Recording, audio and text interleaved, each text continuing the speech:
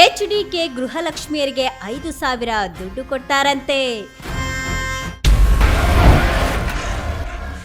HDK ಮಾತಿಗೆ ಡಿಕೆಶಿ ಕೊಟ್ಟ ಟಾಂಗ್ ಹೆಂಗಿತ್ತು ಗೊತ್ತಾ?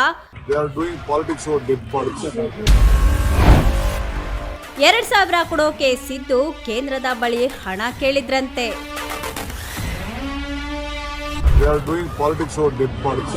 ರಾಜ್ಯ ಕಾಂಗ್ರೆಸ್ ಸರ್ಕಾರದ 5 ಗ್ಯಾರಂಟಿಗಳಲ್ಲಿ ಒಂದಾಗಿರುವಂತಹ ಗೃಹಲಕ್ಷ್ಮಿ ಯೋಜನೆ ಅಡಿಯಲ್ಲಿ ಪ್ರತಿ ಗೃಹಿಣಿಯರಿಗೆ 2,000 ರೂಪಾಯಿ ಹಣವನ್ನ ಕಾಂಗ್ರೆಸ್ ಸರ್ಕಾರ ಅಧಿಕಾರಕ್ಕೆ ಬಂದಾಗಿನಿಂದ ಕೊಡ್ತಾ ಇದೆ.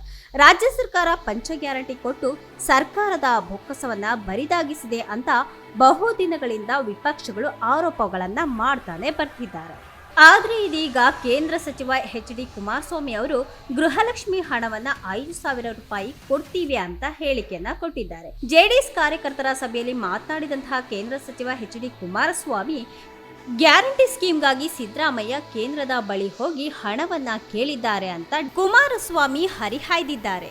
ಮುಂದಿನ ಬಾರಿ ಅಧಿಕಾರಕ್ಕೆ ಬರುವಂತಹ ವಿಶ್ವಾಸವನ್ನ ಕುಮಾರಸ್ವಾಮಿ ವ್ಯಕ್ತಪಡಿಸಿದ್ರು. ಈ ಸರ್ಕಾರ ರಾಜ್ಯದಲ್ಲಿ ಯಾವ ರೀತಿಯಾಗಿ ನಡೀತಾ ಇದೆ, ಇವರು ಹಾಕಿದಂತೆ ಟ್ಯಾಕ್ಸ್ ಹಾಕಿದ್ರೆ ಗೃಹಲಕ್ಷ್ಮಿಗೆ 2,000 ಅಲ್ಲ, ನಾನು 5,000ವನ್ನ ಕೊಡ್ತೇನೆ ಅಂತ ಕುಮಾರಸ್ವಾಮಿ ಅವರು ಹೇಳಿಕೆಯನ್ನ ಕೊಟ್ಟಿದ್ರು. ಕುಮಾರಸ್ವಾಮಿ ಅವರ ಈ ಹೇಳಿಕೆಗೆ ಡಿಸಿಎಂ ಡಿ.ಕೆ. ಶಿವಕುಮಾರ್ ಅವರು ತಿರುಗೇಟನ್ನ ಕೊಟ್ಟಿದ್ದಾರೆ. ರಾಜ್ಯ ಸರ್ಕಾರ ವಸೂಲಿ ಮಾಡ್ತಿರುವಂತಹ ತೆರಿಗೆ ನೋಡಿದ್ರೆ ನನ್ನ ಸರ್ಕಾರ ಇದ್ದಿದ್ರೆ ಗೃಹಲಕ್ಷ್ಮಿಗೆ 5,000 ಹಣವನ್ನ ಕೊಡ್ತಾ ಇದೆ ಅನ್ನೋ ಕುಮಾರಸ್ವಾಮಿ ಅವರ ಹೇಳಿಕೆ ಕುರಿತು ಮಾಧ್ಯಮಗಳ ಜೊತೆ ಮಾತನಾಡಿದಂತಹ ಡಿಸಿಎಂ ಡಿ.ಕೆ. ಶಿವಕುಮಾರ್ ಅವರು ಬಹಳ ಸಂತೋಷ, ಅವರು ಚೆನ್ನಾಗಿ ಆರೋಗ್ಯಕರವಾಗಿರ್ಲಿ ಅಂತ ತಿಳಿಸಿದ್ದಾರೆ. ನಾವು ಅಹಮದಾಬಾದ್ ವಿಮಾನ ದುರಂತದ ಬಗ್ಗೆ ರಾಜಕೀಯ ಮಾಡೋದಿಲ್ಲ, ಹೆಣದ ಮೇಲೆ ರಾಜಕೀಯ ಮಾಡೋದು ಏನಿದ್ರು ಬಿಜೆಪಿ ಹಾಗೆ ಜೆಡಿಎಸ್ ಅವರ ಕೆಲಸ, ನಾವು ಅವರಂತೆ ನೀಚ ರಾಜಕೀಯ ಮಾಡೋದಿಲ್ಲ ಅಂತ ಡಿ.ಕೆ. ಶಿವಕುಮಾರ್ ಅವರು ತರಾಟೆಗೆ ತೆಗೆದುಕೊಂಡಿದ್ದಾರೆ.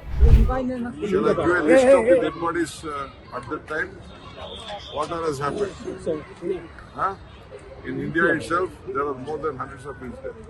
Congress party, at any point of time, we don't want to do politics on any dead bodies. It is a natural disaster. We condemn it, but let them do, because their political base has been destroyed. So they wanted to, their parties to show their presence. They are doing it. Apart from nothing is said. No common man will cooperate. ಯಾವ ಸಾಮಾಜಿಕ ಕಾರ್ಯಕರ್ತರು ಯಾರು ಕೂಡ ಅವ್ರಿಗೆ ಸಹಕಾರ ಕೊಡುವುದಿಲ್ಲ. ಎಲ್ಲರೂ ಕೂಡ ಗೊತ್ತಿದೆ ಸರ್ಕಾರ ಏನಾಗಬೇಕು, ಏನು ಕ್ರಮ ಕೈಗೊಳ್ಳಬೇಕು, ಯಾರು ಅದಕ್ಕೆ ಶಿಕ್ಷೆ ಕೊಡಬೇಕು, ಆ ಕೆಲಸಗಳೆಲ್ಲ ಮಾಡಿದೆ. ನಾವು 1 ಮ್ಯಾನ್ ಕಮಿಷನ್ ಕೂಡ ನೇಮಕ ಮಾಡಿದ್ದೇವೆ. ಏನಾದ್ರು ಅವ್ರು ಹೇಳಿ ಎಣದ ಮೇಲೆ ರಾಜಕಾರಣ ಮಾಡ್ತಾ ಇದ್ದಾರೆ, ಅವ್ರು ರಾಜಕಾರಣ ಮಾಡ್ಕೊಳ್ಳಿ. ಅವ್ರದೇ ಈ ಒಂದು ಎಣದ ಮೇಲೆ ರಾಜಕಾರಣ ಮಾಡಕ್ಕೆ ನೀವು ಯಾವ ಕಾಲದಿಂದ ತೆಗೆದುಕೊಳ್ಳಿ. ಇಲ್ಲ ಬಿಟ್ನೇರೆಡ್ಡಿ ಇಲ್ಲ ಬಂದದ್ದು ತೋರಿ, ಇಲ್ಲ ಗಂಗಾಧರ್ ಕೊಲೆ ಪ್ರಕರಣ ತೆಗೆದುಕೊಳ್ಳಿ. ಬೇಕಾದಷ್ಟು ಬೇರೆ ಎಲ್ಲ ಸ್ಟ್ಯಾಂಪೇಡ್ಗಳು ನಡೀತಾ ಇದೆ. ಈಗ ನಾನು ಏನೇ ಅಹಮದಾಬಾದ್ಗೆ ಹೋಗಿದ್ದೇನೆ, ಏನಾದ್ರು ಮಾತಾಡೋಣ, ಏನೇ blame the central government for it? ನಾನೇನೋ ಕೇಂದ್ರ ಸರ್ಕಾರ ಹೇಳಿದ್ನ ಇಲ್ಲ, ಇದಕ್ಕೇನು ಹೇಳ್ತೀರಿ ನೀವು? ಬೇರೆ ಬೇರೆ ಎಲ್ಲ ನಡೆದಂಥ UP ಇರ್ಬೋದು, ರೈಲ್ವೆ ಸ್ಟೇಷನ್ಗಳಿರ್ಬೋದು, ಬೇರೆ ಕಡೆ ದೇವಸ್ಥಾನದಲ್ಲಿ, ಅಲ್ಲಿ ಯಾವುದೋ ಒಂದು ದೇವಸ್ಥಾನ ಧಾರ್ಮಿಕವಾದಂಥ UP ಸುಮಾರು 100 ಜನ ಸತ್ತೋಗ್ಬಿಟ್ರಲ್ಲ, ಅದಕ್ಕೆಲ್ಲ ಯಾರು ಅದಕ್ಕೆ ಕೊಡೆ? ಸೊ ಎಲ್ಲ ಯಾರು ಕೊಡೆ? BJP targeting only D K. Shivakumar. ಅವ್ರಿಗೆ ನಾ ಹಿಂದೆ ಹೇಳಿದಾರಲ್ಲ, more strong more enemies, less strong less enemies. Ahmedabad ವಿಮಾನ ಅಪಘಾತದಂತಹ ದುರಂತ ದೇಶದಲ್ಲಿ ಮಾತ್ರ ಅಲ್ಲ, ಪ್ರಪಂಚದಲ್ಲಿ ಎಲ್ಲೆಡೆಯೂ ನಡೀಬಾರದು. ಈ ದುರಂತದಲ್ಲಿ ಅನೇಕರು ಸುಟ್ಟು ಹೋಗಿದ್ದಾರೆ. ಆ ದುರಂತದ ಸ್ಥಳ ನೋಡಿದ್ರೆ ಆಘಾತ ಆಗುತ್ತೆ. ಅಕಸ್ಮಾತ್ 500 ಮೀಟರ್ ಮುಂದಕ್ಕೆ ಹೋಗಿ ವಿಮಾನ ಅಪ್ಪಳಿಸಿದ್ರೂ ಸಹ ಸಾವಿರಾರು ಮಂದಿಯ ಜೀವಹಾನಿ ಆಗ್ತಿತ್ತು. ಈಗ ವೈದ್ಯಕೀಯ ಹಾಸ್ಟೆಲ್ ವಿದ್ಯಾರ್ಥಿಗಳು ಸಹ ಗಾಯಗೊಂಡಿದ್ದಾರೆ. ಕೆಲವು ವಿದ್ಯಾರ್ಥಿಗಳಿಗೆ ಮಾನಸಿಕ ಆಘಾತವಾಗಿದೆ. ಮಲ್ಲಿಕಾರ್ಜುನ್ ಖರ್ಗೆ ಅವರ ನೇತೃತ್ವದಲ್ಲಿ ನಾವು ಕೆಲವರನ್ನ ಭೇಟಿ ಮಾಡಿ ಮಾತನಾಡಿದ್ದೇವೆ. ಈ ಅಪಘಾತವನ್ನ ಕುರಿತು ಬ್ಲಾಕ್ ಬಾಕ್ಸ್ ತನಿಖೆ ವರದಿ ಸಹ ಬರಬೇಕಾಗಿದೆ. ಇನ್ನು ಕಾಂಗ್ರೆಸ್ ಪಕ್ಷದ ವತಿಯಿಂದ ಅಲ್ಲಿ ಹೋಗಿ ಸಾಂತ್ವನವನ್ನ ಸಹ ಹೇಳಿದ್ದೇವೆ ಅಂತ ಮಾಹಿತಿಯನ್ನ ನೀಡಿದ್ದಾರೆ ಡಿ.ಕೆ. ಶಿವಕುಮಾರ್ ಅವರು.